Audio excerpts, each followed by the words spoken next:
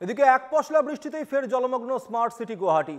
জু Narengi road, Ganeshguri, অনিলনগর, তরুণনগর, রুক্মিণীগাঁও, চাঁদমারি, আমবাড়ি, লাচিতনগর, লাখটকিয়া সর্বত্রই জলের ছবি। রাস্তায় জমা জলের কারণে দীর্ঘক্ষণ ধরে যানজটের সৃষ্টি হয়, দুর্ভোগে নিত্যযাত্রীরা। মহানগর গুয়াহাটিতে অল্প বৃষ্টিতে জল জমে যায়। আমরা যেমনটা জানি, নিকাশি নালার অব্যবস্থার জন্য, বহু নিকাশি নালা বুঝে যাওয়ার কারণের জন্য অল্প বৃষ্টিতে জল জমে যায় গুয়াহাটিতে। প্রায় এক হাঁটু জলে সাধারণ মানুষকে নাকাল হতে হয়।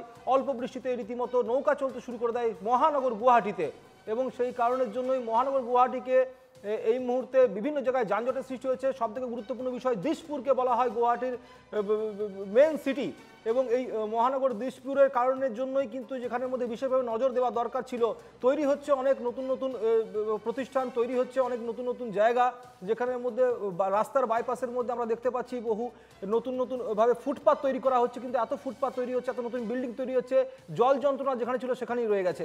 জল যন্ত্রণা ছবিটা কিন্তু কোথাও দূর হচ্ছে না। এখনো পর্যন্ত মানুষকে এক হাঁটু জল পেরিয়ে আসতে হচ্ছে, বিভিন্ন জায়গায় রাস্তায় যানজট তৈরি হচ্ছে, এবং অল্প বৃষ্টিতেই ভেসে যাচ্ছে গুয়াহাটি।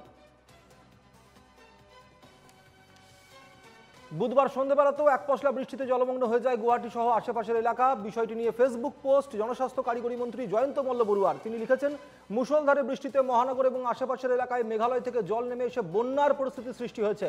বৃষ্টির মধ্যেও বিভাগীয় কর্মচারীরা জল নিষ্কাশনের কাজ করে চলেছে। আমি দেশের বাইরে থাকলেও গোটা বিষয়টিতে নজর রেখে চলেছি। আশা রাখছি খুব শীঘ্রই সমস্যার সমাধান হবে। আমরা যেমনটা জানি, ইতিমধ্যেই কেন্দ্রীয় স্বরাষ্ট্রমন্ত্রী অমিত শাহ তিনি গুয়াহাটিতে এসে পৌঁছেছেন, এবং তার সামনে এই জমা জলের ছবি নিয়ে সত্যি একটু অস্বস্তি বাড়ছে অবশ্য বিজেপির মধ্যে। কারণ বিশেষ করে অসমের মুখ্যমন্ত্রী হিমন্ত বিশ্ব শর্মা তিনি যখন গোটা গুয়াহাটিকে একটি অন্যতম সিটি হিসেবে তৈরি করার চেষ্টা করেছেন, সেদিকে অমিত শাহর সভা রয়েছে, সেখানে যদি জল যন্ত্রণা নিয়ে এরকম একটা ভয়ঙ্কর পরিস্থিতির সৃষ্টি হয়, তা অবশ্যই বিজেপির ক্ষেত্রে কিন্তু কপালে চিন্তার ভাঁজ ফেলতেই পারে।